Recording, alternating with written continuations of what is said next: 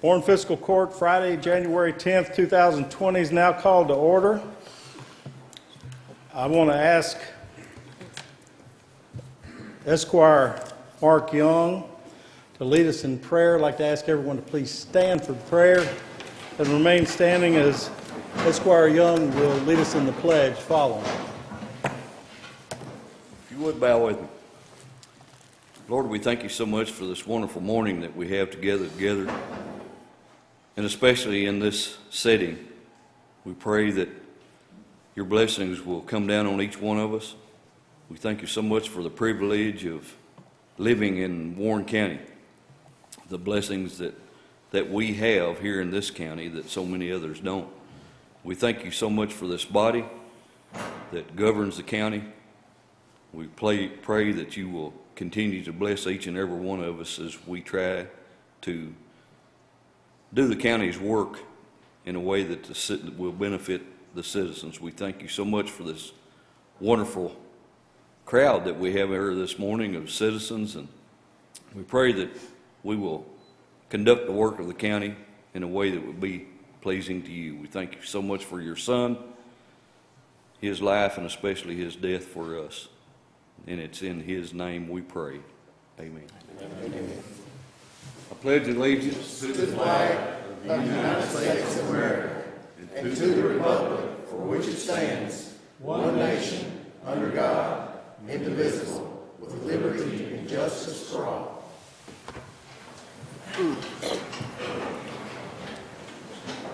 Thank you. Please call the roll. Esquire McWhorter. Here. Esquire Lawrence. Here. Esquire Gorman. Here. Esquire Payne. Here. Esquire Young. Yes, ma'am. Esquire Cummings. Here. Okay. All right. My good friend, the drug czar, Tommy Loving, is here. Would like to make a presentation with us.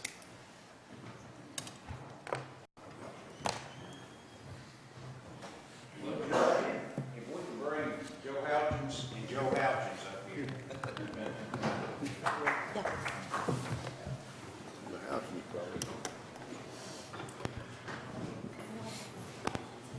Try that out. I may not need this, but we'll see. Oh, go ahead. Guys. Yeah, and if maybe Sheriff Hightower could come up here, because he certainly benefits from these two guys. But briefly, of course, I could tell some stories on the older Joe, because he and I go back to 16, 17, 18-year-olds. Yeah, working on a funeral home ambulance, but that kind of dates us, so we won't talk about that. But anyway, these two guys, for 20 years now, well, you may not have a total of 20, but anyway, have done the auctions for the Drug Task Force, both on vehicles, other seized property, a few homes and farms we've sold that all belong to drug traffickers and were used in the drug trade, or made the purchase with drug proceeds, which under Kentucky law is all illegal. And we turn around and put that money back into our budget so that we're not using taxpayer funds to buy vehicles, training, etc. And some people object to that, but on the other hand, I've never seen a drug dealer pay taxes on their drug proceeds, so I certainly have no sympathy. But we'll start with the senior, Joe Houchins, in recognition of outstanding service and support to the drug enforcement efforts in Bowling Green and Warren County. Over the years, your efforts have resulted in a better quality of life for our citizens. You made a difference in our community. And that's from the Bowling Green Warren County Drug Task Force, January 10th, 2020. Tommy.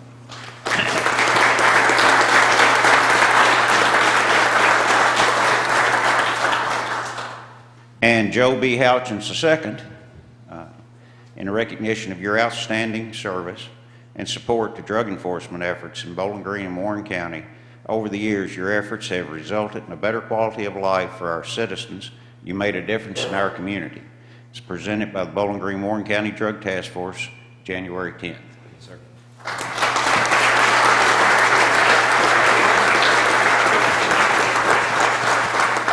Tommy, thank you for this honor. We appreciate it, and we feel like what we do is a very small part to what your organization and law enforcement does as far as the suppression of drug trafficking here in Bowling Green and Warren County. But we do appreciate it, and we'll always be willing to help in any way we can. If most of you saw last Sunday's paper, the headlines, and I do mean the headlines, we're talking about the new increased war on drugs and the new fentanyl drugs coming out and the overdoses, and what your organization does in law enforcement suppresses that. And I know it's like looking for a needle in a haystack sometimes, but every little bit that you get off the street helps a lot of innocent people from pain and suffering. So I appreciate that personally, and I know Joe does too. So it's like the Jimmy V Foundation says, don't ever give up. Just keep going on it. Thank you for this.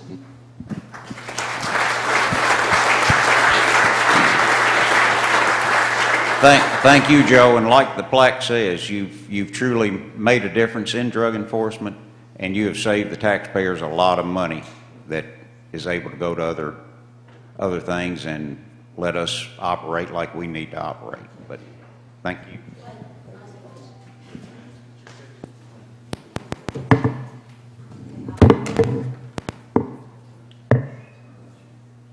Okay, ready, look at me. 1, 2, 3. Do one more. It's too complicated. 1, 2, 3.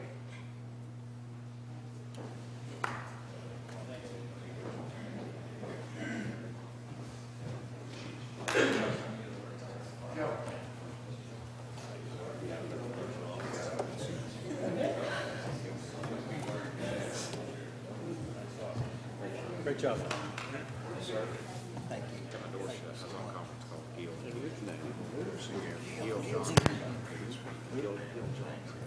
The Gilster. Oh! You trying to get a lawsuit? Don't say it.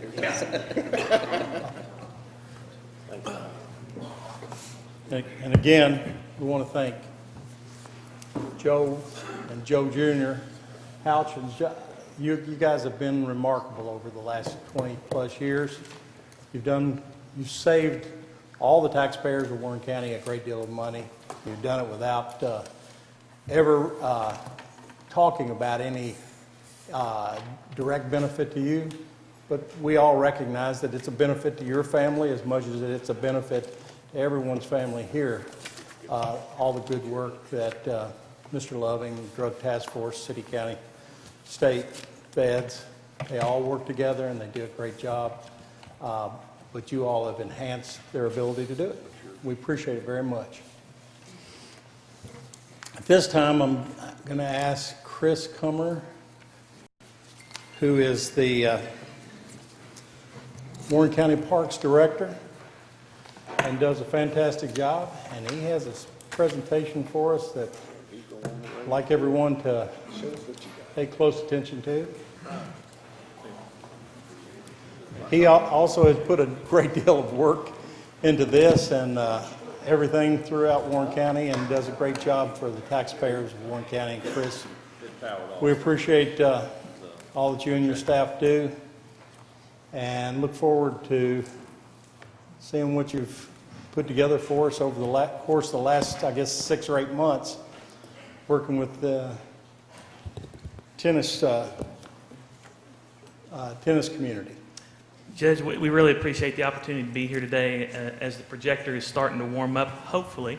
And thanks to Mr. Gorman here, I do have a little clicker, which is kind of cool, that I'll be using. But we've been on a journey since our feasibility study that was completed back in 2019 with Lowson Associates from Nashville. And in that study, and the reasoning behind that study was to find out if the public had an interest into several different projects. One of those projects was indoor tennis. And so sitting to my right here, we have Bobby Lindsay, Martina Fee, which are representing the Southern Kentucky Tennis Association. Over here to my left, we have Daniel Whitley. Somewhere in the back is Jeff Arnold with Arnold Consulting and Engineering. Daniel is a engineer for Jeff, and then also our friend in various recreational activities, Sherry Murphy from Convention and Visitor Bureau, is here with us today. So with that being said, since 2019, we have been kind of working behind the scenes to try to come up with an affordable option to provide a tennis facility indoor and trying to find ways to make that work that's affordable, more affordable than what it would have been with the initial cost of about $15 million. And so we think that we have a viable plan for that. We have made some adjustments from previous discussions, so we're going to walk through those today. Before I get into the number side of it, I'm going to bring up Daniel Whitley. Daniel is with Arnold Consulting and Engineering, and Daniel is going to walk you through our proposed design of this facility, and then I'll be coming back here in just a couple minutes to talk about the money side of it. All right, Daniel, it's you. Thank you, Chris. Yep.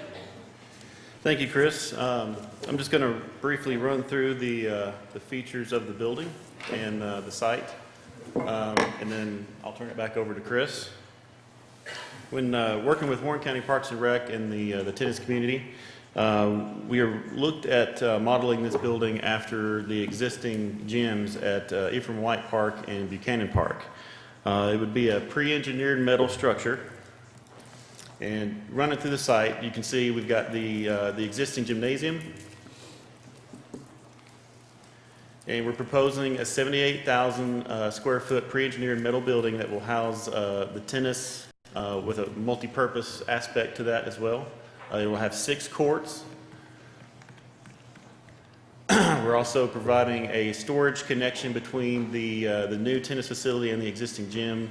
We'll kind of get into this once we get to the multi-purpose aspect of the project, but it will be housing the multi-purpose flooring.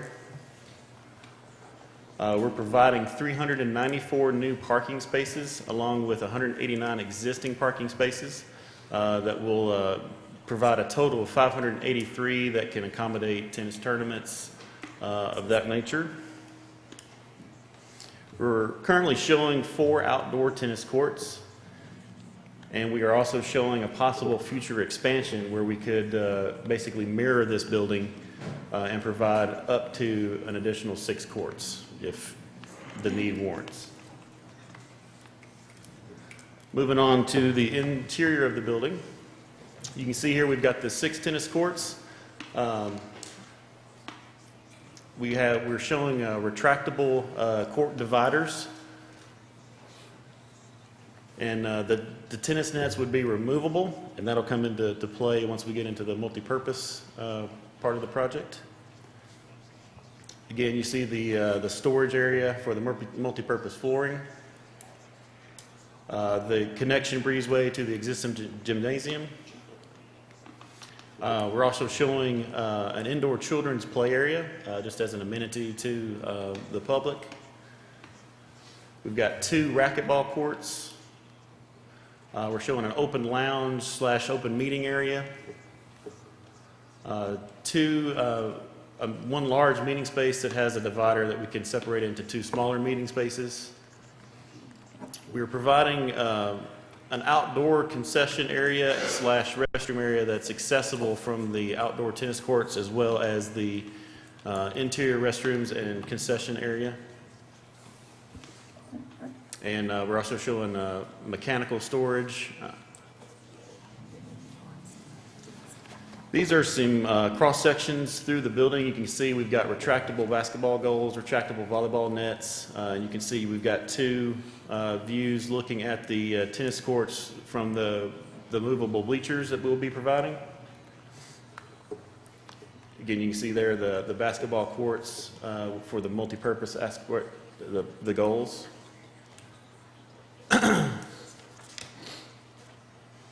Looking at the floor plan and working with the tennis community and Warren County Parks, the bleachers that we're showing would be movable, so whenever we have tournaments, you could configure the interior of the gymnasium however those tournaments need to be configured.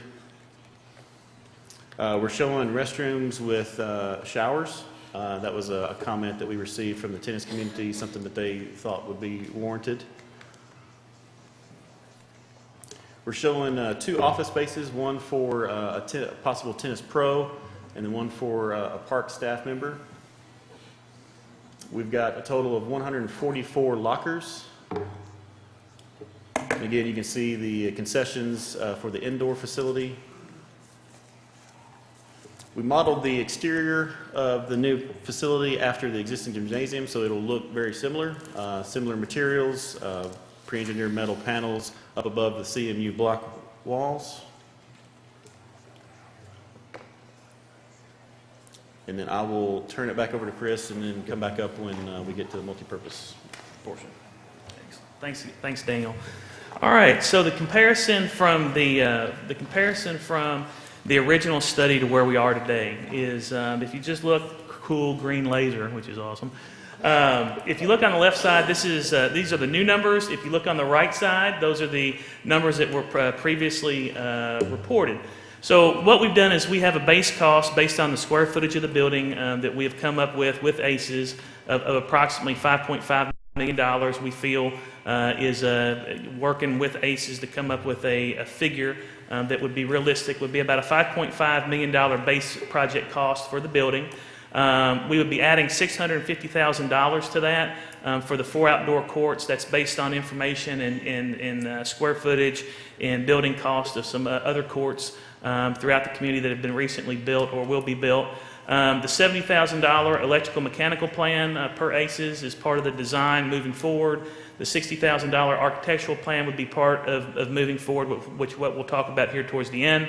$12,000 ACES survey of site would be included, and then at the end of this presentation, I'm going to formally request court's consideration and approval of $134,750 to move to the next step, and we'll talk about that here shortly towards the end of the presentation. With that being said, if you take the totals of all of Group A, it's going to come out to roughly $6,426,750 without it being a multi-purpose building. The estimated yearly operating cost, which is similar to what was proposed in the feasibility study, looking at our utility expenses over the course of the last several years as a parks department, looking at our current operational costs with the 258,000 square foot buildings we currently have, and then looking at the information provided in the feasibility study with numbers also provided by ACES. We feel that the operating budget for that first year will be $479,000 in that ballpark.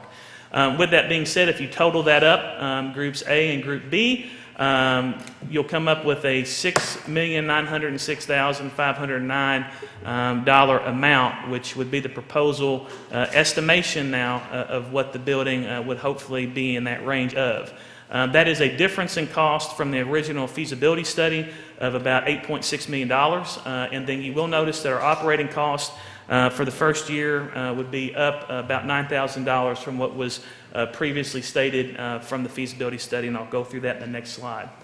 What we did is we basically looked at the facility, we broke it down, we looked at what we were going to need from just the tennis side.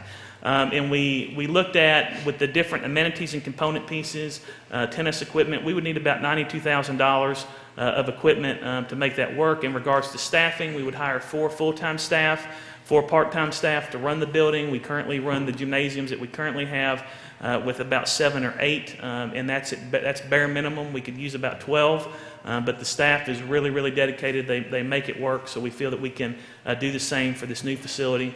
Emergency equipment, AEDs, adding to our existing contract with Cintas would be roughly $5,000. Our first aid kits that we have at our facilities, office equipment, site furnishings, very minimal, kind of just the basics, $25,000. Estimated cost of utilities, again, these are all just estimations. I can get you true numbers after we have a good year of operation, kind of like what we have now with the gyms that we're currently operating. Would be about $90,000 for the indoor, $50,000 for the outdoor, and on custodial supplies for first year, there would be some one-time purchases of specific pieces of equipment, like a fuzz collector. I never knew about fuzz collectors until we got talking about tennis. Some different amenity pieces that we would need to help keep the facility clean. So we're estimating that again at $479,000 approximately. What are the pros and cons?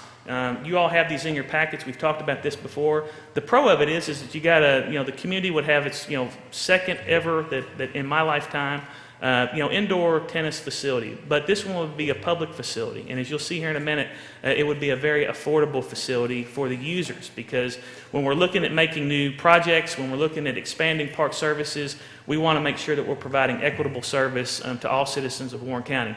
So those are some of the perks. Some of the cons or things to think about that we've discussed is we also have 37 other parks. We run a very large system on a very lean budget. And so we've got a lot of facilities in the next 2 to 5 years, about $500,000 worth of just preventive maintenance, routine maintenance, and then Mother Nature maintenance that happens during storms that will have to be completed. So those are things to keep in the back of our minds as well. So you're saying, Chris, how do we compare to some of our larger municipalities throughout the state? You'll see here our proposed fee structure. This is our yearly hourly rate. You'll notice County Parks is on the left. Louisville is basically a country club style tennis facility.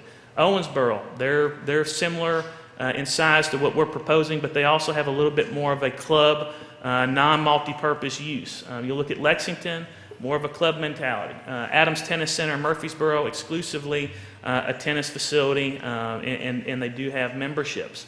Remember what I said prior, that we're looking at a facility that could be used and utilized by all citizens of the public. So we want to make sure that we keep our rates affordable. So looking across the board, we're within $2 of what I think is our two of our best kind of competitors, if we're looking at it from who can we really match eggs to eggs with, would be Owensboro at 12, Adams Tennis Center in Murfreesboro, Tennessee at 12. Our hourly rate would be 10, and then we do charge a key fob. Anybody using our facilities, enclosed facilities at our gyms, would have to buy a $2 yearly key fob to utilize the building.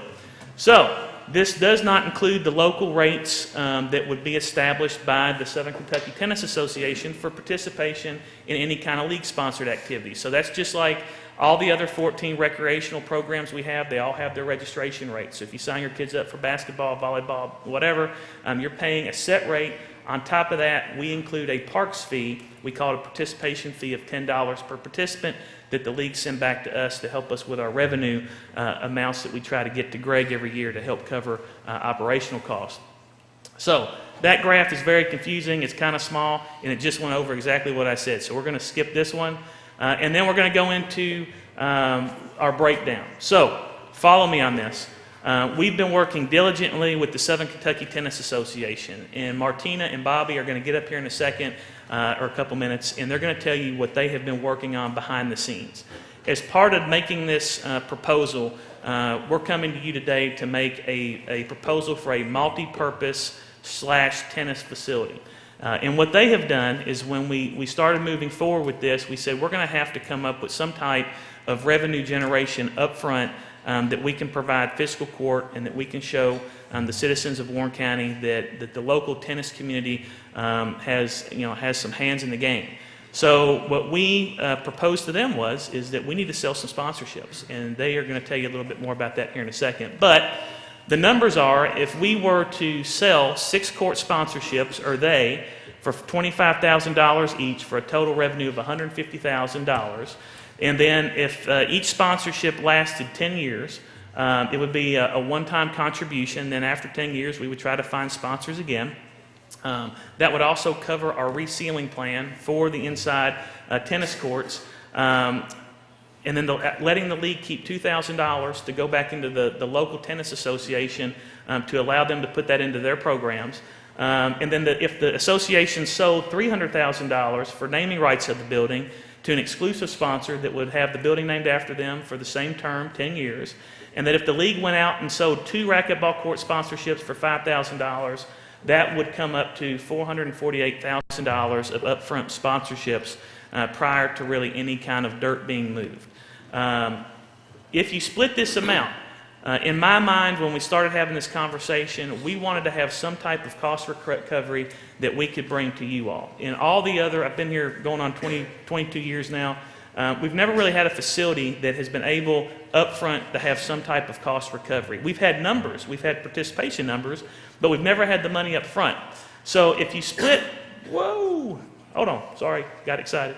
If you split that amount, the $448,000 by 10 years, you get a number of $44,800.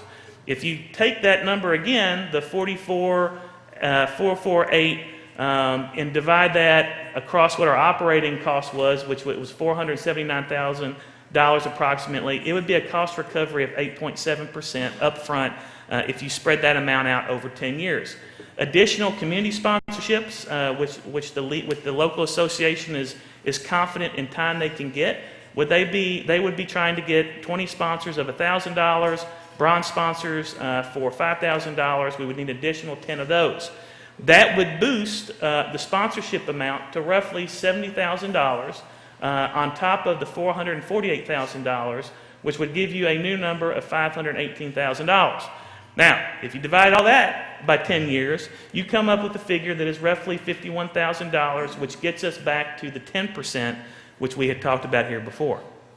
I'm not gonna tell you what they're doing, but they're doing an amazing job. Also, our hourly usage rate, the $10 per quart, sponsors that would come and participate, they of course would have a discounted rate. They also have some other options provided to them, a lot of options actually, which is included in your packet. And then individuals wanting to rent the court for instruction, say that Bobby wants to come out, he's independent from the league, he wants to come out and do an instructional class, it would be $25 for the first hour and then $10 there every after. We're not reinventing the wheel. All those fees and charges fit directly into our current fee system. And you're saying, Chris, how do you come up with your fees? What we do is every year we look at fees and charges of about 25 different municipalities within the state of Kentucky and Tennessee. And so we try to be somewhere in the middle. All right? So the next slide here. In order to make this happen, and this is our sponsorship sheet, which you have in your packet, but unfortunately you can't really read it here. In order to make the tennis happen, we always like to think multi-purpose. Here we have this beautiful 78,000 square foot building. We've got a lot of different user groups in the community working with CVB to try to bring in different things that I'm going to let Sherry talk about here in a second. What are our numbers, and then what can we do to help offer continued services for some of our existing programs and future programs? So, participation snapshot, number of non-league tournaments. In 2018, you're going to notice, and just by the way, 2018, we did not have a system in place to track electronically user numbers. In 2018, the latter part, Fiscal Court purchased a system for us that allowed us to integrate electronically into an automated scheduling system for the first time. With that, we were also able to keep a lot better stats. And so in 2018, you're going to notice that we have archery, basketball, volleyball, and wrestling down here. In 2018, we had 2 archery tournaments, we had 15 basketball, we had 6 volleyball. This year, in 2019 last year, we had 6 archery, 18 basketball, 10 volleyball, and 1 wrestling. In 2020, we have 6 archery, we have 18 basketball, we have 12 volleyball, and we have 2 wrestling, and you'll see 2021. We actively, in your packets, which we've shared with you before, but we've given you some updated numbers, only for the gyms. This doesn't include all the other baseball, softball, all the other events and tournaments that we have, and it doesn't include any league usage on this slide of the use of the buildings, just those 2 buildings in particular. So you put these tournaments in with all the other free play, league activities that we have, and we're basically showing roughly about a 17,000 participant increase from 2018 to 2019. And that number continues to grow if you're looking solely at Ephraim White Park and Michael Buchanan Gym. So moving to the next slide here, you'll see that participation of gym users, this is just, again, only MBP, Michael Buchanan Gym, and Ephraim White Gym for 2018 and 2019. In 2018, we had roughly 74,460 users. Now, just like the ice rink, first year, it's novelty item. You really can't base your numbers off anything until the 3rd, 4th, 5th year of operation, because then you usually hit your averages, okay? So 2018, new, 74,000 participants just on basic rentals, 66,000 on basketball, Volleyball had 42, 132, and then tournaments, we had roughly 22,000. And on pickleball, we had 314. Check what happens in 2019. 2019, we still have rentals, and we still have basketball tournaments. Rentals, we go down to 63,000. On basketball tournaments, we have 64. But check out the yellow. On volleyball, we had 42, and on volleyball in 2019, we had 50,000 plus. We also noticed that in tournaments, we went from 22,000 in tournaments to 43,000 roughly in tournaments. And check this number out. Pickleball is alive and well in Warren County. We went from 314 users to 748. So awesome. All right. So we get to that. Everything's running good. I'm gonna bring Daniel back up because I think in order for us to have a tennis facility that again is multi-purpose and that can accommodate the tennis community and the greater citizenship of Warren County with youth programs, I think that the multi-purpose concept is very important, and this is the way to go. With that being said, I'm gonna let Daniel come up, go over briefly what the layout for the multi-purpose building is. Thank you, Chris. As you can see from our slide here, we're showing the gymnasium could be converted to any number of configurations. We're showing 3 basketball courts, 3 volleyball courts in this particular configuration, but it could be any number of that. You could keep 3 tennis courts, 3 volleyball courts, 3 basketball courts, 3 tennis courts, any number of those configurations. And this would be accomplished by the use of a multi-purpose flooring that I can let Chris talk a little bit more about here in just a second. But this is the flooring that we talked about that would be stored in the storage area. And anytime the gym needed to be converted over to a multi-purpose aspect of the facility, that flooring can either be rolled out or placed in tiles that would allow this configuration. Look at the next slide.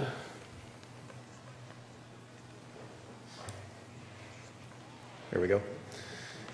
This is showing an indoor soccer facility while keeping 2 basketball courts. This could easily be 2 tennis courts still in use along with the soccer field or football field.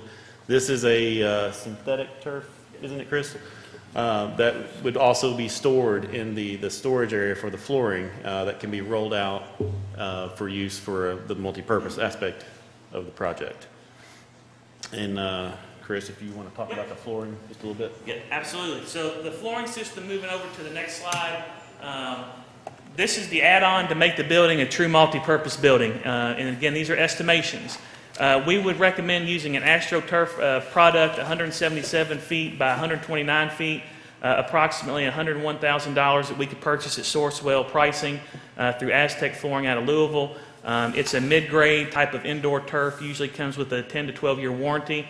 You can play indoor soccer, indoor football, indoor lacrosse, indoor baseball, softball. You can come in and if you wanted just to roll around on synthetic grass, you could do that too. Ultimate Frisbee, if you watch ESPN lately, they've got spike ball.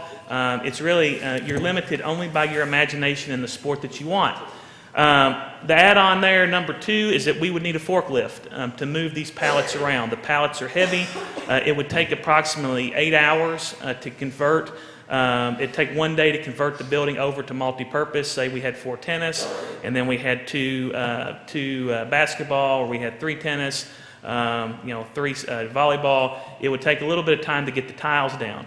So we would propose a forklift about $25,000. On add-on number 3, we're recommending using a flooring system that they use of U of L, a lot of NCAA colleges. UK has used this before. It's a membrane-style floor. We would use a 1 color. It would look like hardwood. We would paint it up and put sponsorship logos center court for any sponsors that we would have to help not cover up what we'd be covering up on the tennis court. That would be worked into the cost. It provides great cushion. It's acceptable by NCAA standards and even NBA standards, and it would be approximately $306,000. Again, we could purchase it at Sourcewell pricing for that. We would put in $60,000 for an integrated fiber optic Wi-Fi and security system. That has paid for the current security systems have paid themselves over indefinitely at the gyms with our Parks police officer through the support of the Warren County Sheriff's Office and Sheriff Hightower. we continuously are able to police the gyms in our facilities better. In regards to add-on number 5, this is the Toad Vine pricing. They're a KPC and Sourcewell vendor out of Louisville. We would request 6 bleachers at $30,000, 6 portable volleyball systems at $75,000, 6 portable basketball goal systems. All these are retractable into the ceiling, so there's nothing in the actual asphalt sealed tennis courts themselves other than the tennis standards. We would have 5 curtain dividers in 1 indoor playground piece that would be out by the lobby. And the tennis curtains would be separate than the court dividing curtains. That would be $160,000. The tennis nets, sleeves, and standards would be roughly $12,500. Basketball scoreboards with a volleyball combo would be roughly $36,000 for 6. 6 small tennis scoreboards would be approximately $13,000, and then 12 scoreboard wireless Wi-Fi controllers would be about $16,000. Total estimated cost to make the project multi-purpose would be, again, this is an estimation, is around $972,000. So if you take the original price that we proposed at 6.9, added the 972, the multi-purpose retrograde cost would make the project roughly $7.8 million. And that would be a difference of, if the numbers work out right and the bids came back right, it would be about $7.6 million difference less than what the $15 million proposal was previously. All right. Before we move on to the Tennis Association part, I just, what we're going to request here after Bobby and Martina come up is our time frame would be, as we're making the public presentation today, we would request at the end of court that we proceed with creating the bid packages, get approval to advertise. That would take 4 to 6 weeks minimum to get that done. Open the bids sometime the latter part of March, and then bring back packages for you to take the next step sometime around the 1st of April or latter part of March, depending on the time frames. Before Martina and Bobby come up, I would like to bring up Sherry Murphy, who's the Executive Director of the Convention Visitor Bureau. Sherry has been really great working with us on this project and in various different things that we're doing. We actually meet with her and her team once a month, and we're working diligently to try to bring in different recreational activities that have a huge economic impact into our community. So Sherry, thank you for being here. Hello, everyone. My role being here today is to convince you all that the multi-purpose part of this project will be well worth the investment on the front end. And a lot of the things I think I'm about to say you probably already know. As far as sports tourism is growing, it just continues to increase every year. We don't see a reduction in that at any point, especially in the traveling sports. As we all know, participation fluctuates in every sport. Sometimes it'll be really strong for 8 to 10 years, and then it drops off, and then in another 5 years it comes back strong and everybody wants to do it. It's kind of whatever the hot sport is of the moment. So having it be a multi-purpose facility will insulate us from that type of change in the economy. Not to mention, if we are able to do various things with the indoor facility, that just means a greater economic impact for our community as a whole. But we've talked about cost recovery, and that also assists on the back end. Once you build it and things start to fluctuate, or there's changes, or there's downtimes, that helps in your cost recovery, because we always have a year-round calendar of different indoor sports that we can host here. There are a couple of different sports that we would like to get that we haven't been able to. Cheer and dance competitions have a huge economic impact, and that's something that we haven't really had the indoor space to really be able to push, and that would help get us closer to that capability. And even with the facilities that have been built, I think we have really utilized as much of their downtime as possible. And I think that just goes to show that any additional indoor facilities we can use. We can get out there and recruit tournaments to come to our area. And again, not only are they recovering cost for the facilities, they're putting more money into the community, and that's what tourism is all about. Does anybody have any questions for me? Thank you for your time. Thank you, Sherry. Thank you, Sherry. All right, Judge and Magistrates, just I'd like to bring up Bobby Lindsay and Martina Fee for the Southern Kentucky Tennis Association to talk about what they've been doing behind the scenes. They're both really excited to come up, so Bobby and Martina, it's yours. This is me. Martina can stay. Stay there. All right, thanks. Coach. Thank you all for your time this morning. I'm just going to run through this real quick, just a little bit of details about some of the potential uses for the building from our perspective from the Tennis Association, and also what we've done with sponsorships. So, get this to work. All right, so in late November, December, Chris approached us and asked us to go out and take a look at getting some sponsorships for the tennis courts and for the building naming rights. And we've gone out and we've had good success at getting about $150,000 of verbal commitments to work with Soki Tennis and work with Warren County Parks and Recreation on establishing a firm commitment for these sponsorships. So we got about $150,000 in verbal commitments. You see Houchins, Domino's, Franklin Bank and Trust, and Elpo, the Beard family, the Roteller family, Dr. Rima and Rashesh Desai. And we've also got a list of other potential sponsors behind them in case we need a backup plan for maybe one or two of those that might decide to do something else in the process. Next one. We also have verbal commitments for the racquetball courts, a total of $10,000. The Maglinger family has agreed to that. And we have an anonymous family that has chosen to make a commitment to those courts as well. And again, we have other potential sponsors lined up for that as well in the event that one of these were to fall through. So the next one. Okay, and then building naming rights. For the building naming rights, we requested $300,000 for the naming rights on the building. And obviously, this is going to include some signage that Chris can go into, some different advertising features, outdoors as well as indoors for this particular group or organization. They did not want to be named yet. They are a large provider here in Bowling Green. They've shown some strong interest. There's a lot of questions and answers going back and forth with us and with Chris and the court as well. So, that's a lot of money. I'm sure they've got a lot of questions about it. There are organizations other than this one that might be interested. As of right now, we're talking to this organization because there's strong interest right now. So, other sponsorship opportunities. There's other opportunities for sponsorships. We've got some lower level sponsorships, $5,000, $2,500, $1,000 sponsorships. Put some banners up in the buildings. We could do some signs out around the building. The lockers, we could put some logos on there and sponsorships. Around doorways, conference rooms, chairs, tables, even around the playground area.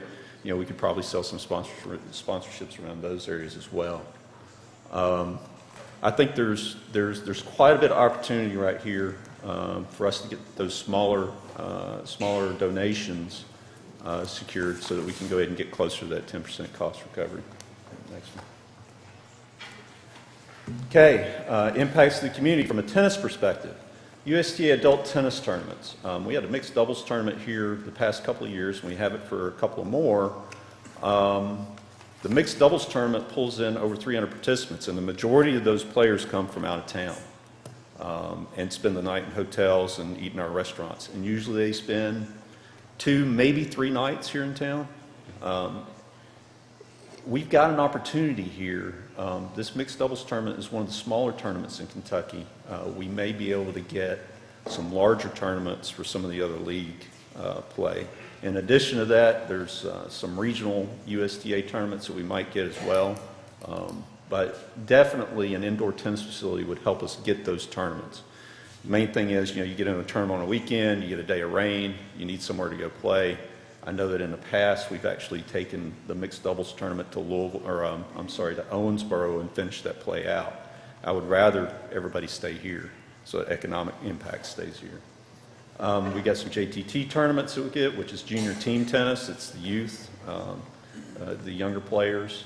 College tournaments, we have seen some interest from some of the local colleges and wanting to use our facility, indoor tennis. indoor tennis facility for their tournaments as well. One of the things we did lose the tournament here in Bowling Green as a result of not having indoor tennis. They left and went to Owensboro. They will potentially come back to Bowling Green once we have indoor tennis again. Existing area tennis tournaments, we have a few tournaments every year. We get an average of about 130 participants. Some of those are from out of town as well. So, it really helps us develop out tennis here in Bowling Green if we've got some more indoor to play. Okay, next.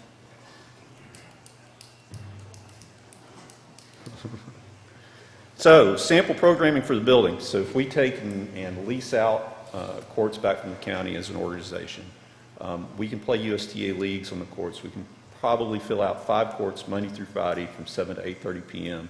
throughout the year. There may be a couple of months there that we might not be able to do that, but for the most part, for the majority of the year, we should be able to get those 5 courts filled up with league play during that time period. Junior team tennis, we've looked around at a few ideas for this. October and January, Tuesday and Thursdays, we can do 5 to 6:30 p.m. with junior players. Same with Saturday, 10 to 11:30. We're also going to provide availability for pros to use courts. So pros can come in, use the courts. We would probably work with the pros to establish something directly with the county on their fee structure and things like that so they can just pay them directly. Do some fast feed and cardio clinics throughout the day, junior clinics, and do some individual and group lessons. The other thing is Soki Tennis could build out a few local leagues or some local activities that's outside of USTA. So maybe have a women's league that plays during the day, maybe around 9 a.m. in the morning, or a men's league that would play sometime during the afternoon or even morning, whichever one that they prefer. Next one.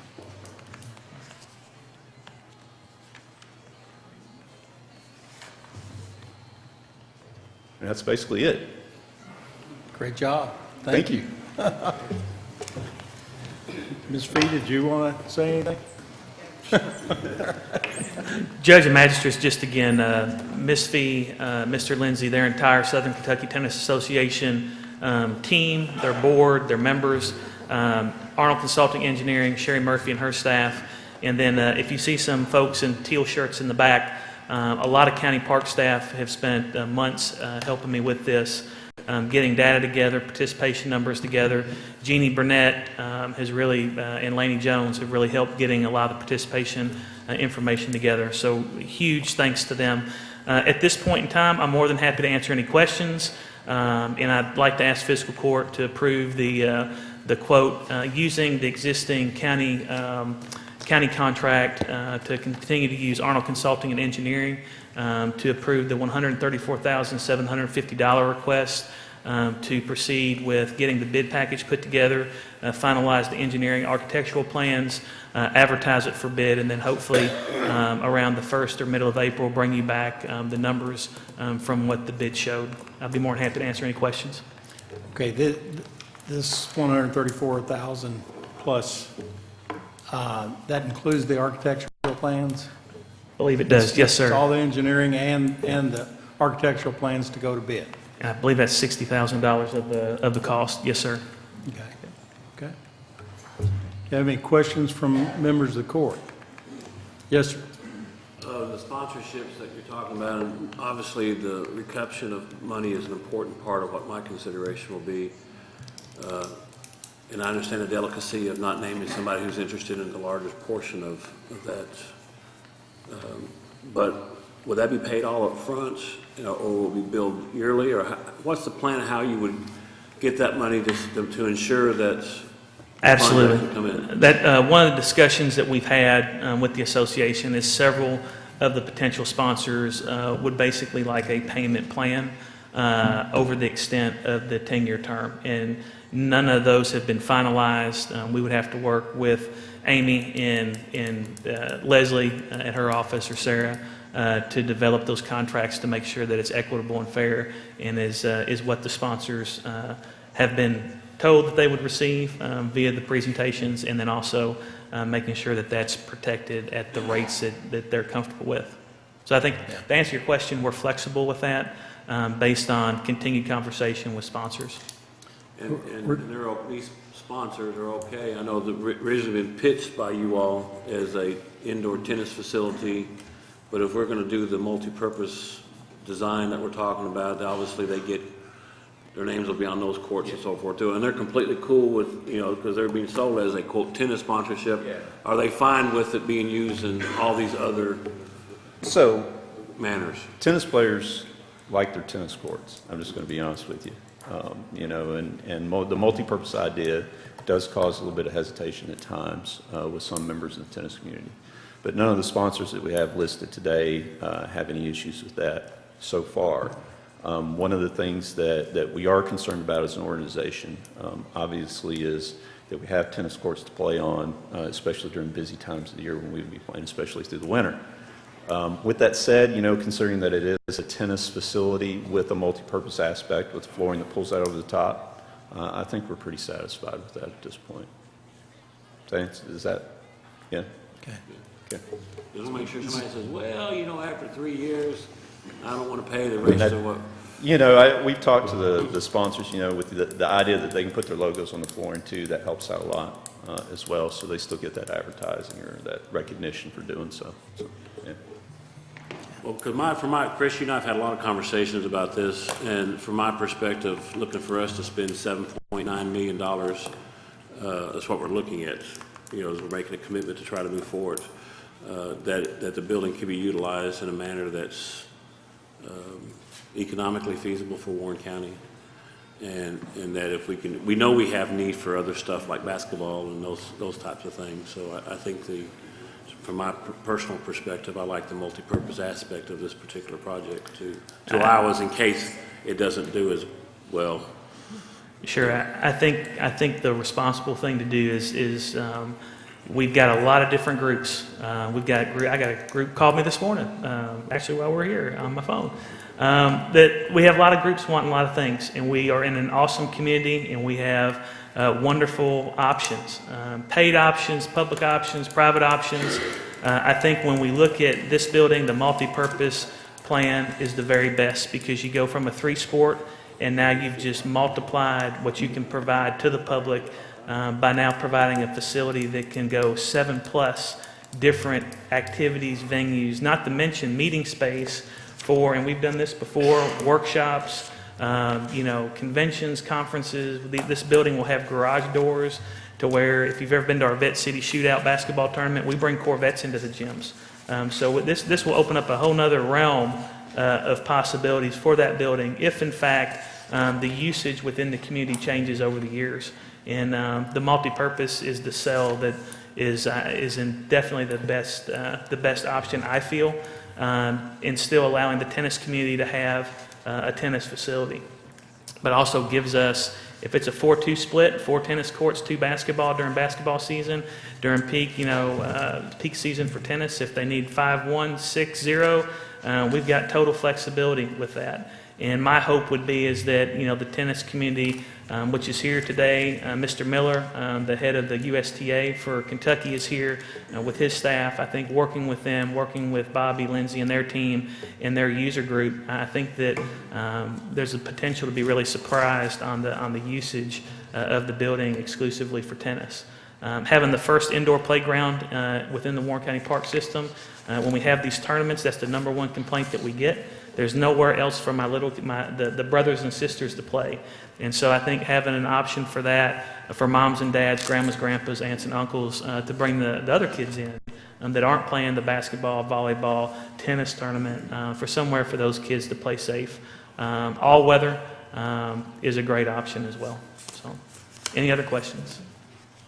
I have one more, but it's not for you. It's for Greg. Greg, financially, what does this do for us as a bond repayment, and can we afford it? You're looking at about $1 million a year, probably between debt service and then operational expense. And we have in our budget and capacity and so forth. Is that something Currently? Yes. No. So projected. No, I know we're talking about. No, I'm not saying it's rejected. I mean it's possible, but you're going to have to either generate more revenue or cut expenses to come up with $1 million a year.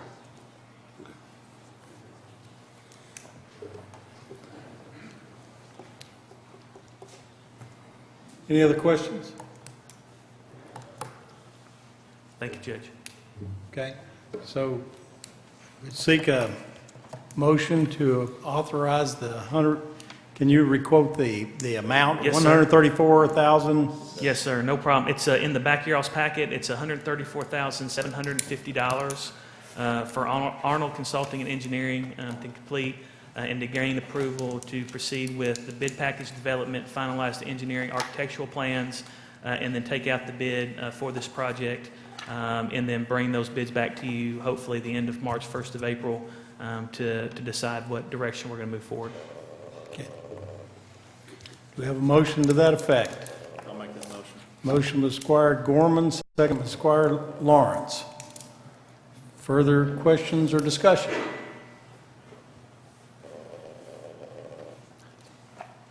Please call the roll. Esquire McWhorter. Yes, ma'am. Esquire Lawrence. Yes, ma'am. Esquire Gorman. Yes, ma'am. Esquire Payne. Yes, ma'am. Esquire Young. Yes, ma'am.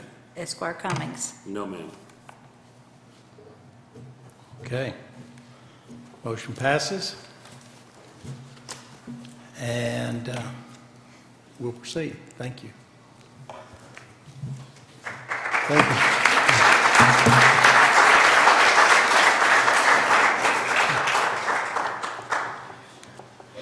Thank you.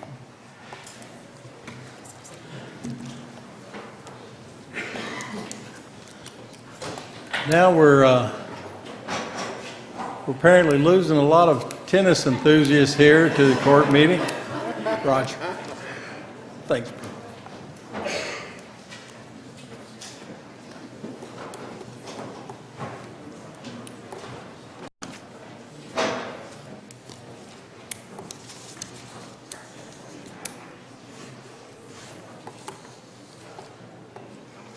Okay, so this time we need to approve the minutes of the fiscal court meeting. Motion by Squire McWhorter, second by Squire Cummings. Let's approve the fiscal court meeting minutes from December 20th, 2019. Any other questions? We have a motion and a second. No questions, please call the roll. Esquire McWhorter. Yes, ma'am. Esquire Yes, Lawrence. ma'am. Esquire Gorman. Esquire Payne. Yes, ma'am. Esquire Young. Yes, ma'am. Esquire Cummings. Yes, ma'am. Okay. Next item is to approve the work schedule for the Warren County Road Department. Motion. Motion by Squire Lawrence, second by Squire Payne. Further discussion, questions? Please call the roll. Esquire McWhorter. Yes. Esquire Lawrence. Yes, ma'am. Esquire Gorman. Esquire Payne. Yes, ma'am. Esquire Young. Yes, ma'am. Esquire Cummings. Yes, ma'am.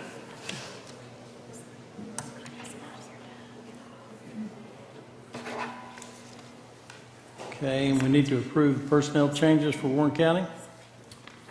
So moved. Motion by Squire McWhorter, second by Squire Cummings. Discussion or questions?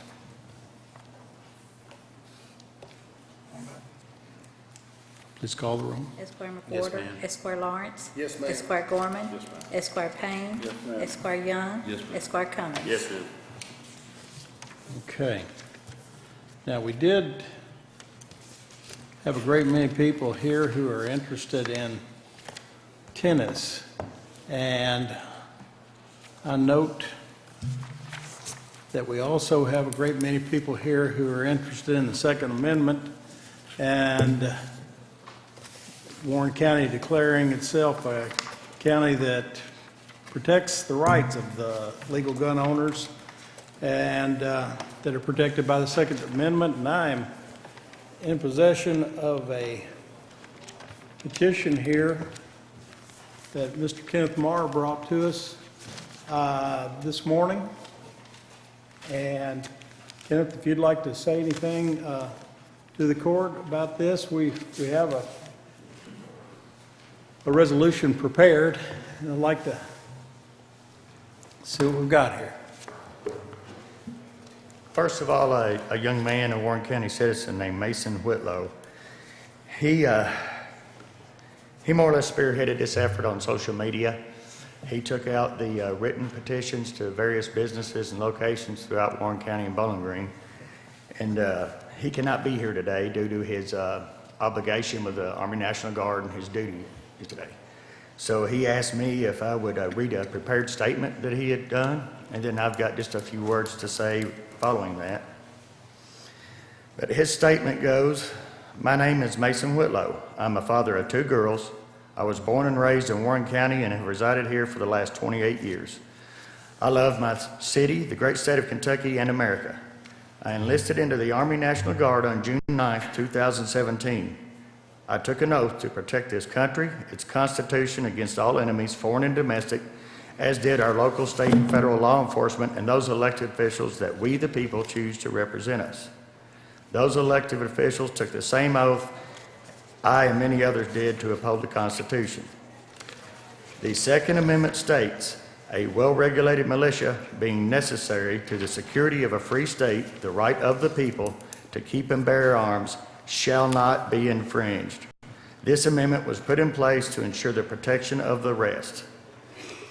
These legislatures who are trying to pass bills to create red flag laws, ban assault weapons, and ban high-capacity magazines are infringing on our Second Amendment right and spitting in the faces of our founding fathers who created it to protect the people, not just from criminals, but also a tyrannical government, the British attempt to this which led to the Revolutionary War.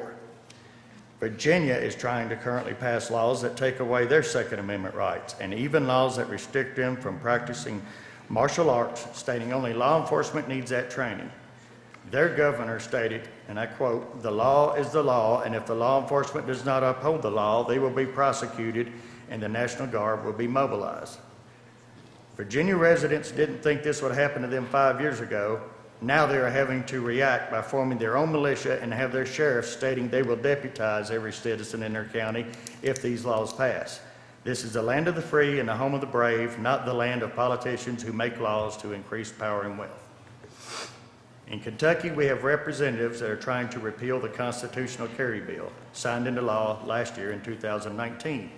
They're trying to ban assault weapons and high-capacity magazines, demanding firearms be surrendered, a firearms registry, red flag laws, and all firearms must be secured at all times from minors. What the law about secured firearms doesn't explain is it means that it cannot be stored in a factory compartment in your vehicle, not on your hip, and not being able to go hunting with your kids. While red flag laws are bad, for example, if a woman is being abused by their spouse and she threatens to call the cops but doesn't, the spouse could call the police and say she is a danger to herself. And the police can come take her weapons without due process, and now she's left at the mercy of her spouse with no means of protection. It is a proven statistic that areas with less gun control have lower crime rates and mass shootings. Therefore, restricting our gun rights does not make law-abiding citizens safer, but it makes us less capable of fighting back and only makes us easier targets for those criminals. Criminals will not abide by these laws, which is exactly why they are criminals. That is why it is crucial to protect our Second Amendment rights so that we can protect our country, our constitutional rights, and most importantly, our families from those enemies, foreign and domestic. Let's honor these men and women who have sacrificed so much protecting our rights and freedom by being proactive and not reactive to this important matter. One statistic I would like to share before closing compares deaths in 2017 by rifles versus car crashes caused by drunk drivers. The FBI statistics show that in 2017, 403 people were killed by assault rifles. According to the National Highway Traffic Safety Administration, 10,874 people were killed by drunk drivers. So maybe we should make laws that ban automobiles since they are killing people. No, legislators should just use common sense and look into better ways to decrease that number, as it's not a car problem, just like this isn't a gun problem. It's a people problem. People who do not care to abide by laws. If you wouldn't restrict the right of law-abiding citizens to own cars, and how's it any different than restricting their right to own firearms? Just some food for thought. Thank you, and God bless America.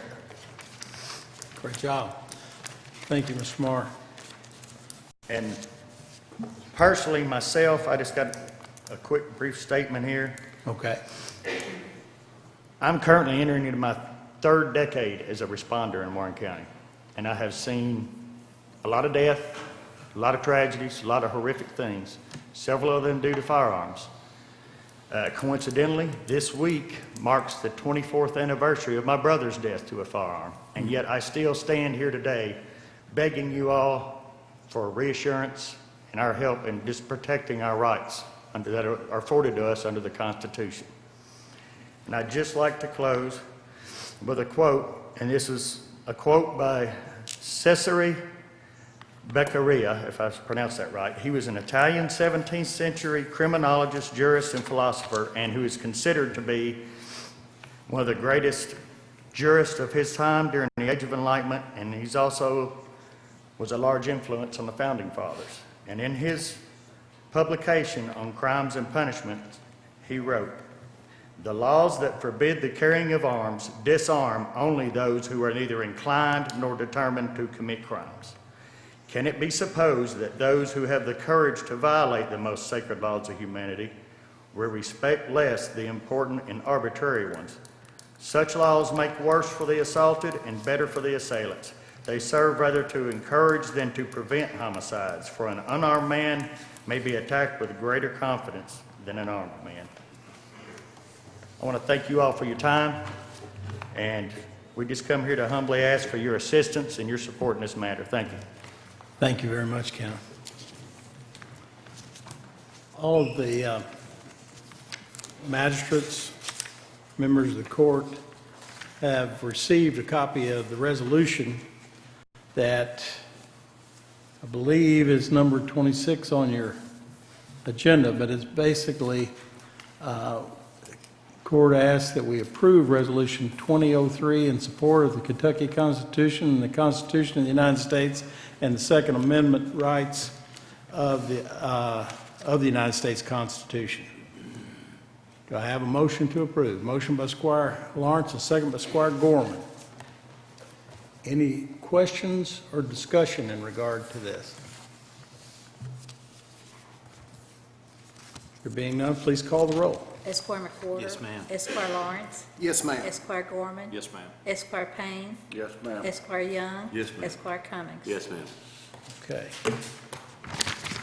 Passes unanimously, and the court takes very seriously each member takes seriously our oath to office, which is to protect the Constitution, part of that. So we're very proud to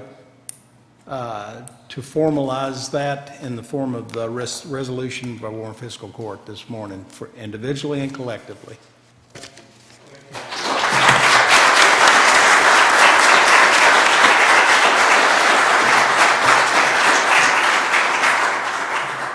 And I thank all of you all for being here. You're welcome to stay for the rest of the court meeting.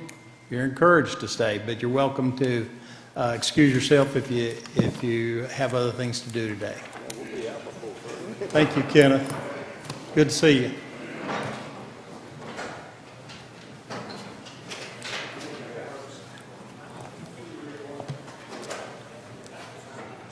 Okay.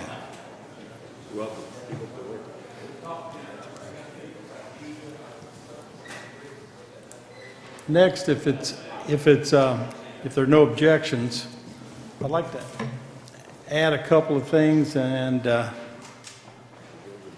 aren't on your agenda. But as you know, the Planning Commission has moved from the Planning Commission building at 1141 State Street. That is a jointly held commission, and it's a jointly held building. The city would like to deed their interest in that property over to us. We're going to continue to occupy that. Okay, I have a motion by Squire Cummings to authorize the county judge executive to accept the deed and title from the City of Bowling Green for 1141 State Street. And I have the motion by Squire Cummings, second by Squire Lawrence. Discussion or questions? Please call the roll. Esquire McWhorter. Yes, ma'am. Esquire Lawrence. Yes, ma'am. Esquire Gorman. Yes, ma'am. Esquire Payne. Yes, ma'am. Esquire Young. Yes, ma'am. Esquire Cummings. Yes, ma'am. And we have a similar ownership with the L&N Depot, with the city and county owning it together. That depot has a large plot of property with it. the city no longer wants to maintain their interest in it and would like to deed this over to us. And what I'm asking you all to do is to allow get the county judge executive to the authority to direct the Warren County Downtown Development Authority to accept the city's interest in that property and the county's interest in that property by deed and title for utilization and maintenance of the building. So moved. Motion by Squire McWhorter, second by Squire Young. Any discussion or questions?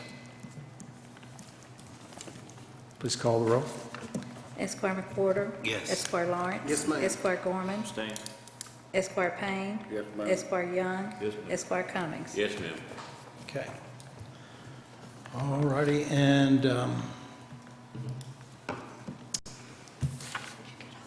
now, item number 18 on the agenda is to approve, no one has any problem with me moving this up, this is to approve first reading of ordinance 2003, rezoning property located at 5833 Scottsville Road from residential estate to highway business containing approximately 1.14 acres and presently owned by Carl McPeak and Nola Williams with Jackson White as the contract vendee. Do I have a motion to approve? Motion by Squire Lawrence, second by Squire Payne. Any discussion or questions? Why are they putting, I assume you're the contract vendee as far as what they're gonna put on that property? And Chris Gearhart, his son-in-law. And this is a 1.14 acre tract that adjoins a 6.5 acre tract, which was already zoned highway business. And Mr. White is putting several buildings out there, and as for retail uses and mixed commercial uses. And he wants to add this 1.14 acres onto it. And the Planning Commission approved it unanimously, subject to the same development plan conditions that are on the 6 acres. And I'll be happy to go over those. They're pretty restrictive as far as the time when they can be open and the types of buildings and how many trees they have to have out there, all those kinds of things. Underground utilities. Any questions? Discussion? Please call the roll. Esquire McWhorter. Yes, ma'am. Esquire Lawrence. Yes, ma'am. Esquire Gorman. Yes. Esquire Payne. Yes, ma'am. Esquire Young. Yes, ma'am. Esquire Cummings. Yes, ma'am. Thank you. Judge, I have a constituent here that would like to speak regarding our county and all the trash. John Hellstrom and his wife are here. Could we? Say that again. I got it. I have a constituent that would like to speak on behalf of the trash buildup in Warren County. Okay. And John would like Okay. to.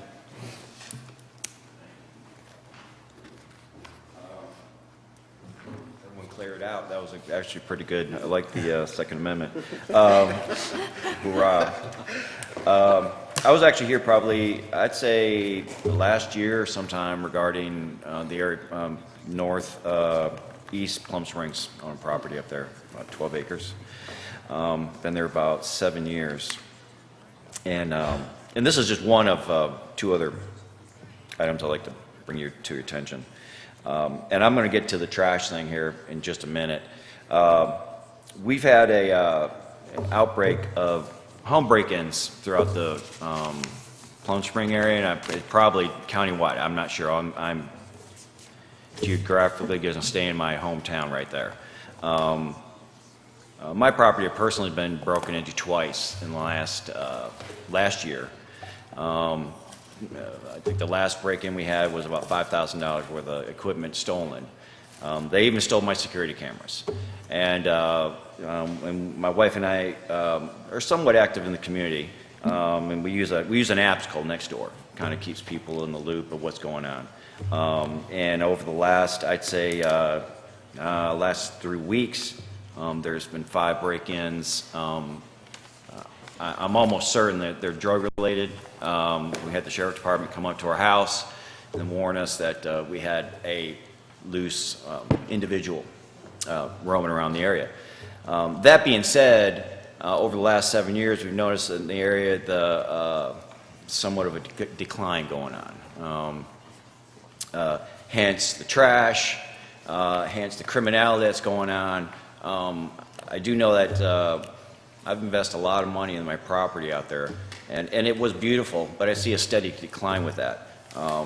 We had the sheriff's department out at our house several times, and we got a few neighbors that we're kind of being like the conduit to people are contacting us now. So that's one of my concerns is the crime that's been going on out there, and I'm not sure if the sheriff's department is understaffed or underfunded.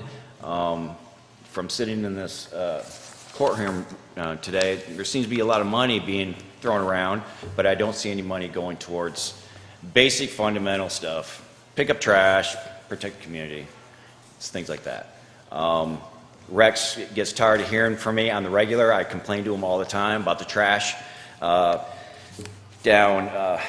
well, I'll just give you a few roads. Just that the north side of town is looking like it's not looking good. And it's also 2 major entrances. You got 65 by the Corvette coming in. You have 31W south side coming in. There's trash everywhere. We have Bristol Road, Mormon Lane, Stone Lane, 31W North, Plum Springs Loop Road, GMX's Boulevard. There's trash everywhere. It's disgusting. And I have to drive by it every single day. The only reason I'm here is because my business is seasonal, so I'm home all the time right now, working in my yard, working on my property. 97% of your constituents are working right now, so they're not going to voice their concerns. So I guess I'm going to be their advocate in that. So the trash, as well as the criminal aspect that's been going out there. Hell, my veterinarian even got robbed. Stole an $8,000 mower out, just walked in and took it. So at this point now, my wife and I, we don't even go out in our property without being armed all the time. We're CCDW holders. We do not go anywhere without being armed. Those are my 2 concerns right there. My second concern, not a concern, it's a question. The county meetings at 9 in the morning. The unemployment rate in Warren County is 3.4%, so 97% of your constituents are at work right now. People want to voice their concerns, can't because they're work, taking care of, making a living. So I did a little research around the state to see what counties have at times where people are either at dinner time or they have time off.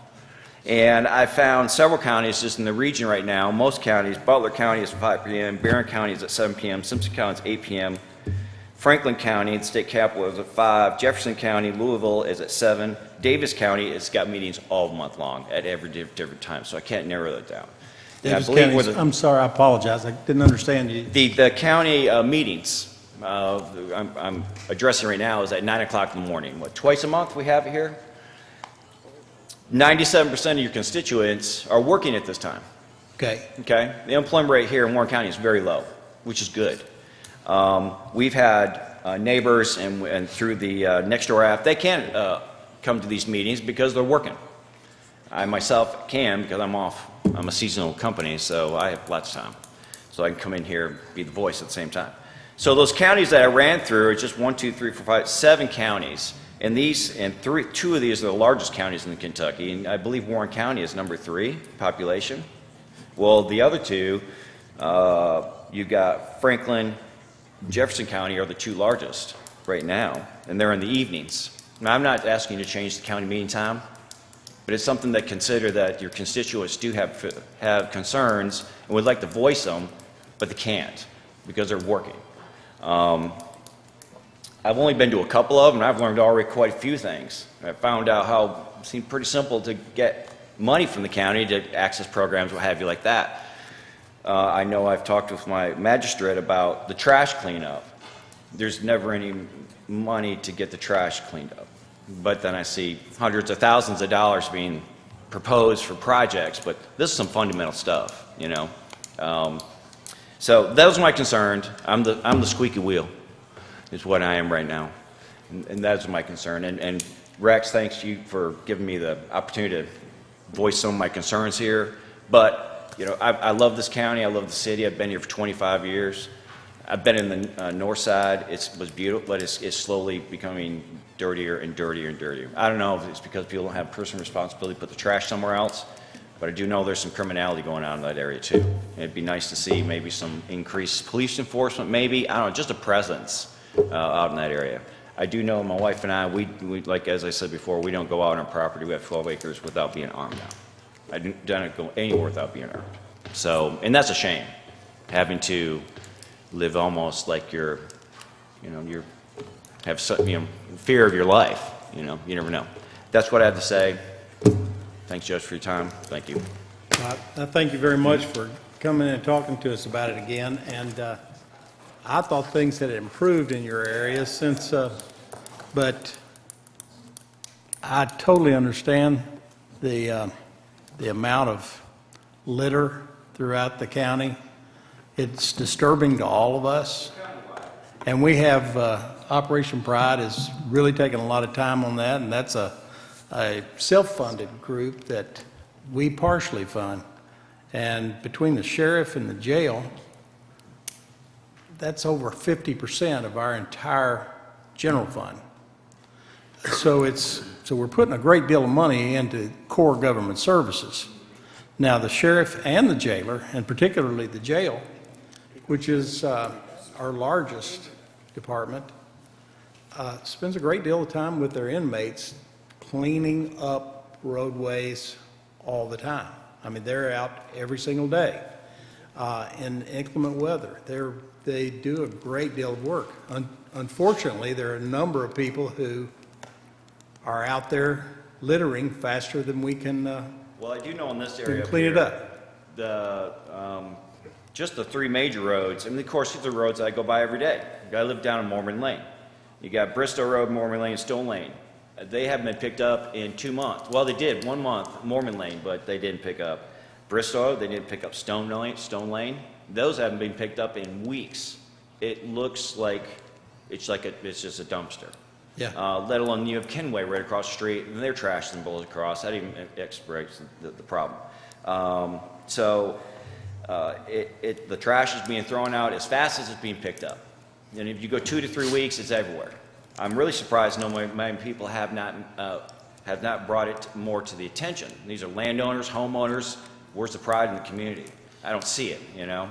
I guess I'm the only one is bringing up this as an issue because, to be quite frank, I traveled around the country from Philadelphia to Atlanta to Houston to Billings, Montana, and it's the filthiest area I've ever been to. I've been in some of the worst parts in South Chicago. It's cleaner in there. So if you just seen it right today, go down my street right now, and you'd be appalled at the trash that's on there. Yeah. Now, they did just picked up 31 North. Looks pretty good, but all the adjacent streets all the way down the side are terrible. So it's that's my gripe on that part. So. I understand it, and it is a problem. Yeah. And it's And it's just not the north side. I mean, Russellville Road South, Nashville Road South. I mean, I-60 or 165 from the intersection to 65. There's trash all the way down through there. And yeah, it is countywide. But that is one of my concerns, and the other one is maybe we get a little more police presence out there on occasion too. And the break-ins it's getting pretty out of hand. It's like a free-for-all. So. I don't know, maybe get the sheriff department on that, what have you, but they've been great. They're always come out when we call. So, but we call too many times, you know, so. All right, I think that's all we need to say, right? Thank you all for your time. just the young lady that just walked in is the lady with the director of Operation Pride. And, Okay. And well, hey, I got good timing. We'll put everybody on point on this. Well, I think it's important. It's a beautiful county and it's a beautiful town. I love this area. That's the first signs of a degraded community over time is trash. It's just what it is, you know. Thank you. Thank you so much.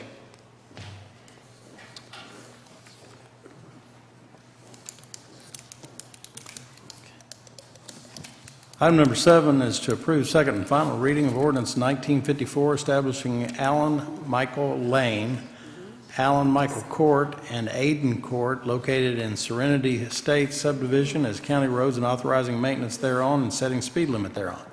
Motion. Motion by Squire Lawrence, second by Squire Gorman. Discussion or questions? Please call the roll. Esquire McWhorter. Yes, ma'am. Esquire Lawrence. Yes, ma'am. Esquire Gorman. Yes, ma'am. Esquire Payne. Yes, ma'am. Esquire Young. Yes, ma'am. Esquire Cummings. Yes, ma'am.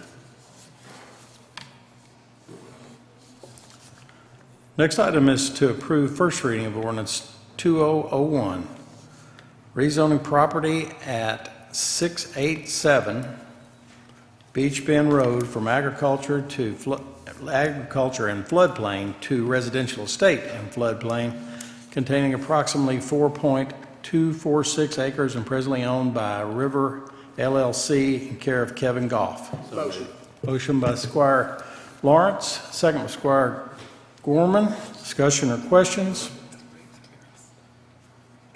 Please call the roll. Esquire McWhorter. Yes, ma'am. Esquire Lawrence. Yes, ma'am. Esquire Gorman. Yes, ma'am. Esquire Payne. Yes, ma'am. Esquire Young. Yes, ma'am. Esquire Cummings. Yes, ma'am.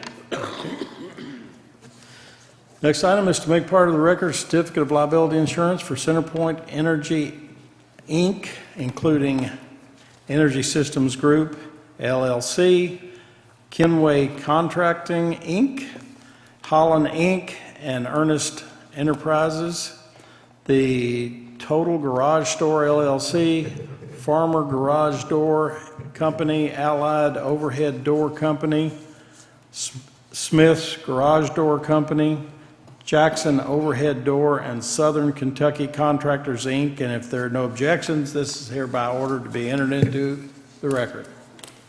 Next item is to approve determination in the amount of $4,125 to Trailer World of Bowling Green for the purchase of a 2019 7-foot by 14-foot enclosed cargo trailer. 3 quotes were solicited, and this was the lowest and best quote. And this was be paid for by the City County Planning Commission. Motion by Squire Cummings, second by Squire McWhorter. Discussion or questions? Please call the roll. Esquire McWhorter. Esquire Lawrence. Yes, ma'am. Esquire Gorman. Esquire Payne. Yes, ma'am. Esquire Young. Esquire Cummings. Yes, ma'am. Next item is to grant judge executive authority to sign certificate of title for the Barren River Volunteer Fire Department. They purchased 2004 Chevy Trailblazer, but it was covered by insurance, so by our insurance, county's insurance. They no longer need the vehicle, so they're selling it. Motion. Motion by Squire Lawrence, second by Squire McWhorter. Discussion or questions? Please call the roll. Esquire McWhorter. Esquire Lawrence. Yes, ma'am. Esquire Gorman. Esquire Payne. Yes, ma'am. Esquire Young. Esquire Cummings. Yes, ma'am.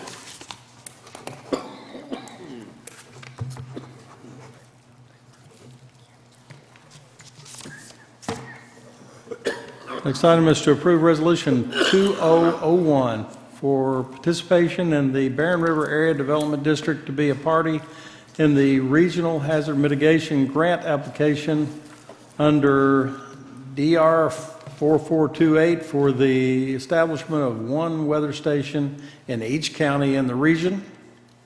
Motion by Squire Lawrence, second by Squire Gorman. Discussion or questions? Please call the roll. Esquire McWhorter. Esquire Lawrence. Yes, ma'am. Esquire Gorman.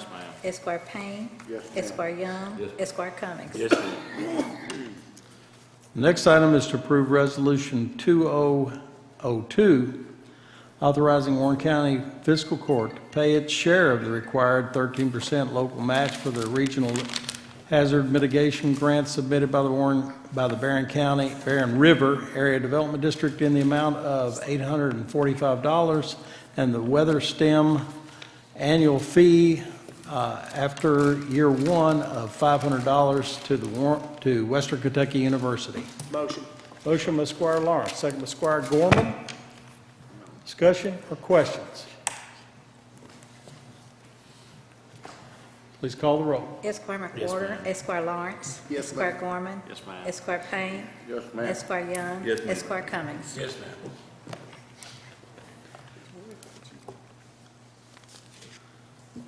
Item number 14 is to approve determination in the amount of $7,031.44 to Federal Signal to upgrade the existing CAL siren located at the Gott Fire Department to a two-way site. This equipment was originally obtained from Western Kentucky University at no cost to Warren County as a single-source provider. So moved. Motion by Squire Cummings, second by Squire Gorman. Discussion or questions? Please call the roll. Esquire McWhorter. Yes. Esquire Lawrence. Yes, ma'am. Esquire Gorman. Yes, ma'am. Esquire Payne. Yes, ma'am. Esquire Young. Esquire Cummings. Yes, ma'am. Next item is to approve emergency determination in the amount of $1,435.30 to Green River Rental for the hydraulic repair of the Genie Stick lift, which is located at the Justice Center. Motion by Squire Cummings, second by Squire Lawrence. Discussion? Questions? Please call the roll. Esquire McWhorter. Esquire Lawrence. Yes, ma'am. Esquire Gorman. Yes, ma'am. Esquire Payne. Yes, ma'am. Esquire Young. Yes, ma'am. Esquire Cummings. Yes, ma'am.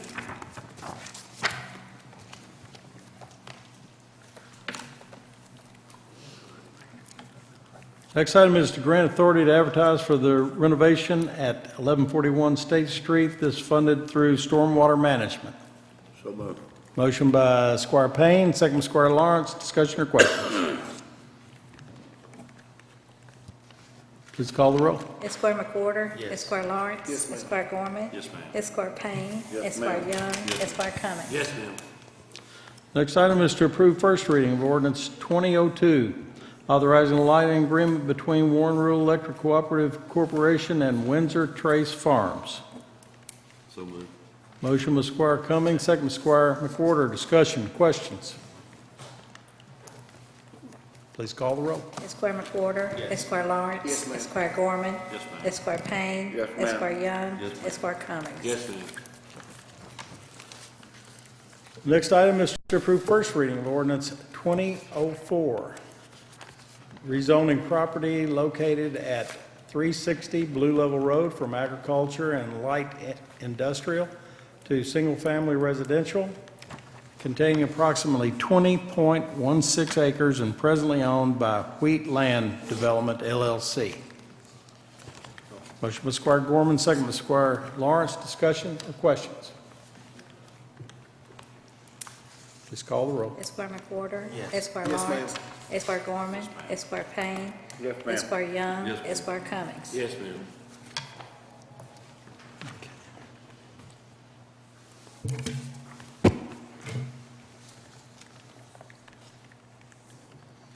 Next item is to approve first reading of ordinance 2005, rezoning property located at 375 Coleman Lane from agriculture to residential estate, containing approximately 1.492 acres and presently owned by Mary Susan Waldemar. Motion by Squire Lawrence, second by Squire Gorman. Discussion or questions? Please call the roll. Esquire McWhorter. Yes, ma'am. Esquire Yes, Lawrence. Esquire Gorman. Yes, ma'am. Esquire Payne. Yes, ma'am. Esquire Young. Yes, Esquire Cummings. Yes, ma'am.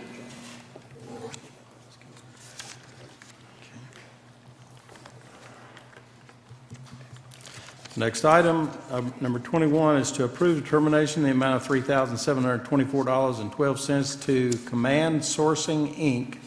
for the purchase of a wrap restraint system for the Warren County Regional Jail as a single source provider, and this is paid for through canteen funds. So moved.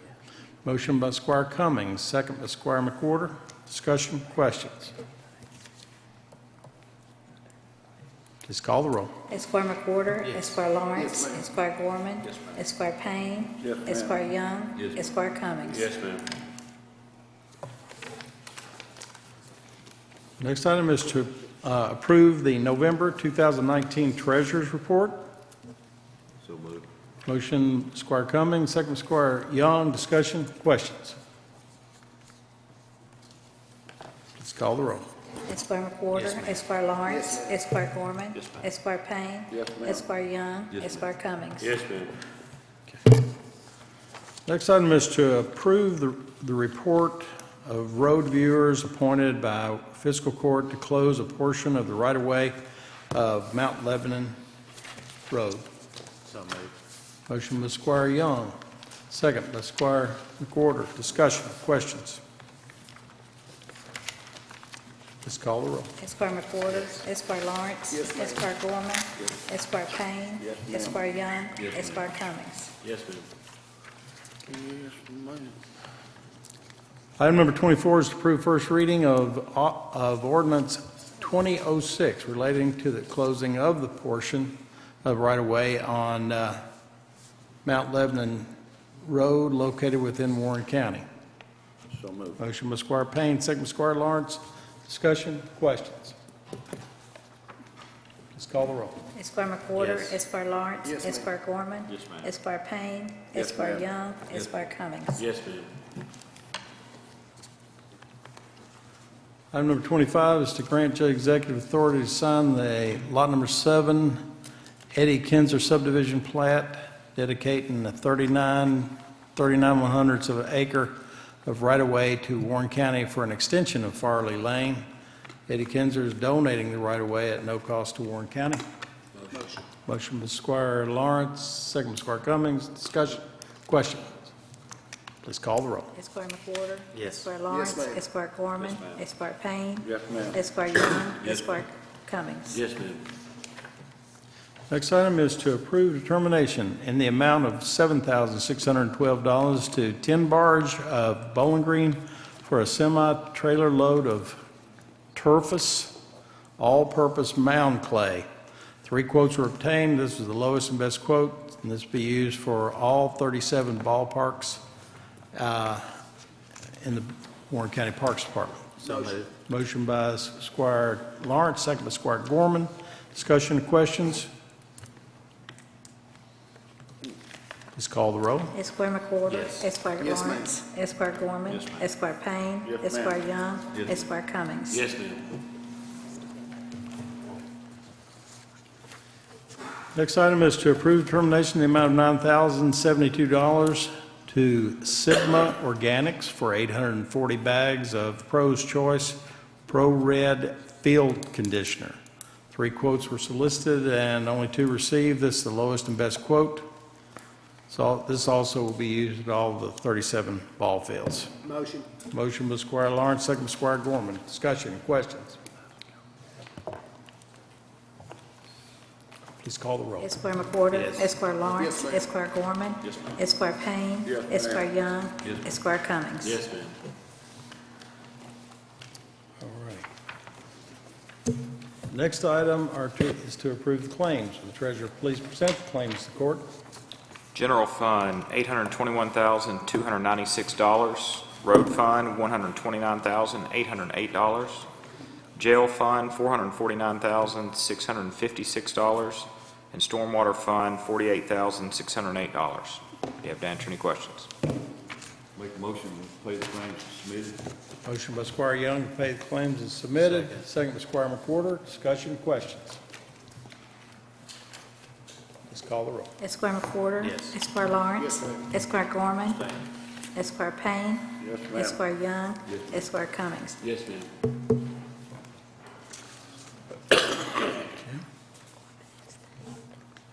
Sheriff Hightower. I'm good, Judge. All righty, thank you for being here. Ms. Yates? Thank you, Judge. Jailer Harmon?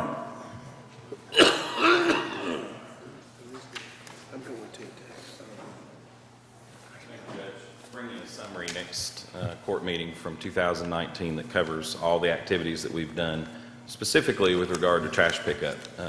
The problem is there's 550 square miles. We've got 5 deputies that pick up the roads. 2 of those are state highway. 1 of those is stormwater management. So everyone has the same concern. So we are out picking up. We're on Mormon Lane routinely. Rex has got me on speed dial. So I'll bring that summary. I'll tell you how many miles and how many bags of trash were picked up last year, and we'll continue to strive to make efforts to increase that. I recognize that you all are constantly in motion picking up trash, and I also recognize that many of the neighborhood associations pick up their own. Some do not. And if no one picked up in any of none of the homeowners associations cleaned up their own neighborhoods, we would have this problem everywhere. But, you know, you can't give people a conscience for what they do when they're driving down the road or. Can give them a ticket. Yeah, you can give them a ticket if you can catch them. And The rarely trouble would is that there's so happen. many of them. Rarely would that happen in front of a marked cruiser, though. That's the Yeah. problem. Yeah. Citizens can also do this. Anyway, we understand you're doing a great job. We obviously could do a lot better. I just don't know exactly how. But, We'll continue finding ways. all righty. Thank you so much. Thank you, because you are on top of it. And they were there this past week, and it really made a difference. Thank you. I appreciate it. He does understand why I need to call him every once in a while, though. Mr. Comer? Okay. Also, I meant to say when someone was making remarks about we didn't clean the roads up quite as much, we spending too much money on other places or something like that. The Parks Department is our smallest single department budget, so I don't have any regrets for what we invest in quality of life for the people of our community, and I think that the Parks Department are good stewards of what we do provide for them, and make a big difference in obviously keeping down the population of the jail and keeping the Justice Center less active because of the extraordinary Parks Department we have. Mr. Moore?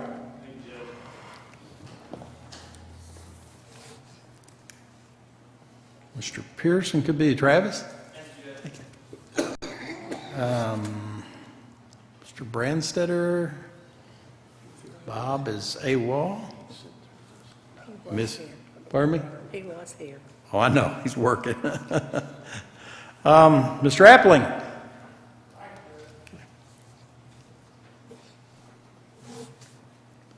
Mr. Peterson.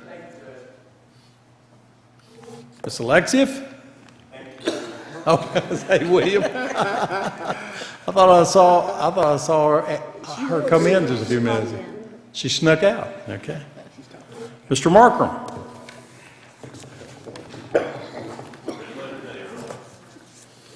Bring you back to speed on our elevator consumption money-wise. You know, about a year ago, we took it over and did a lot in-house and moved to DC. We were spending about 50 grand a year on it. We spent 12 last year. So we did take on a lot of responsibility through that, but so far it's paying off. I know Greg likes it, but it's really working out well. ThyssenKrupp is being eliminated thanks to Sarah and Miss Amy. So that's a plus. Also, the stick lift, the motor's died in it, so we're going to have to, you'll see another bill for that coming through. So anyway, thank you very much, Judge. Thank you. Get some new wheels for our chair. See, Chief Hamilton. Chief Duckett, you have anything? Okay, all right.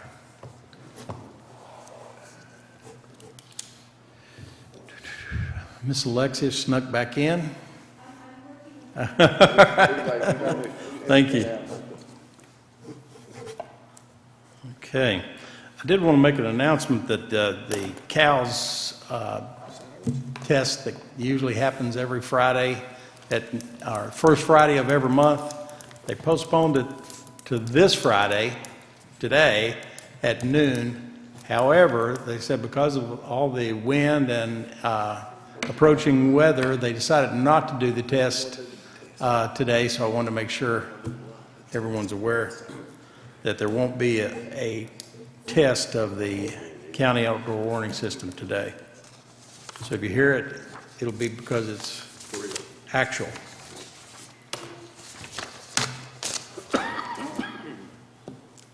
Squire Payne, sorry, caught you right in the middle of coffee. Squire Lawrence? Yeah, Judge, I'd just like to say that I feel very, very safe and secure in Warren County. And I'd say statistically that crime is on the decline, not on the increase. And I believe if you ask the sheriff, he'll tell you the same thing. He's doing a good job out there.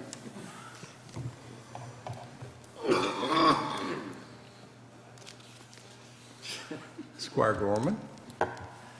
I'll discretion's the better form of valor. So there's so many things I could say today, but I am going to cede my time to wait to hear what Master McWhorter has to say about everything, so.